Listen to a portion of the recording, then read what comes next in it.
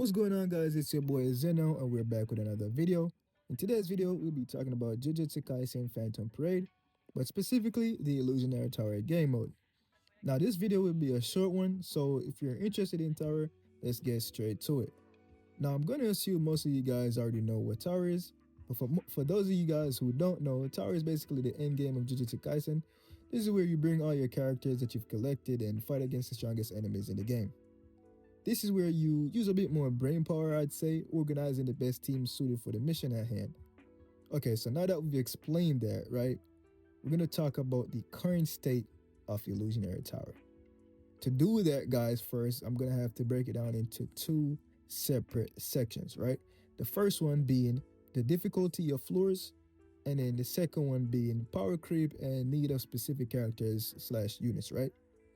All right, so for the difficulty increase, it's not much of a complaint, but more so of a why is it like this, right? So these floors have like some insane restrictions or specific requirements in order to clear, some of them which you might not necessarily have, right? So meaning the difficulty, it's not really being scaled on like player skill, but more so the units which you own that fits the criteria of the said mission, right? So whatever floor that is, like what characters do you have that can actually like complete these floors, right?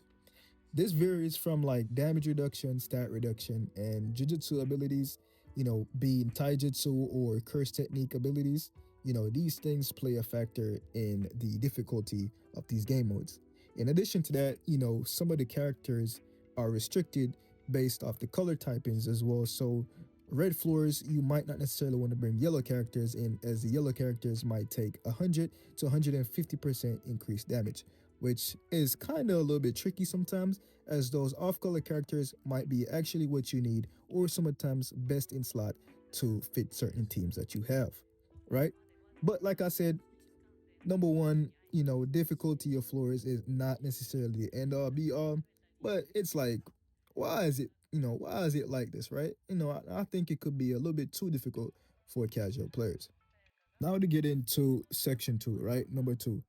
Number two, I think it's the biggest problem in the game because now it's getting to a point where like you have to have specific characters to clear a specific floor, right? And to me, that's kind of crazy because now you're just asking people to just keep spending money on your game, which I get it, it's a gacha game, but like, why are you forcing people to actually buy and spend money on characters that they themselves might not necessarily even want, right?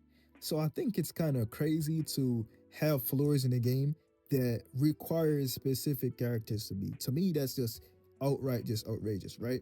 It's like, what's the point of me collecting all these characters from however long that I've started playing the game to now if I can't even use them in the end game?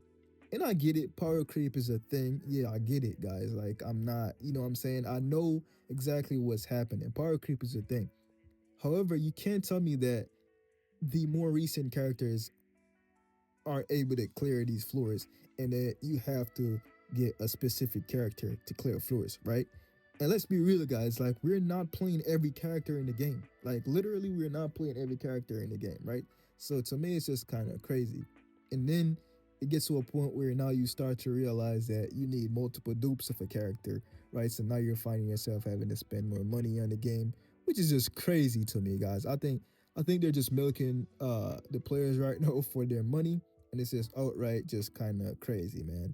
And then in addition to that, there's also RNG, which takes place in the games as well, where you find yourself having to restart a specific floor maybe 10 times just so you can get that perfect run, right? So I think it's kind of, I don't know, it's definitely predatory what they're doing, guys.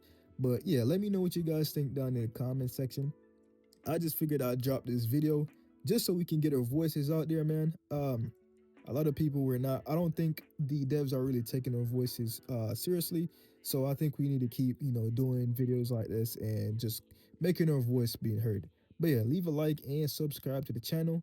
Also, comment, guys. Comment. Let me know what you guys think about this specific topic about the Illusionary Tower, and let me know if you guys are enjoying it. All right. See you in the next one.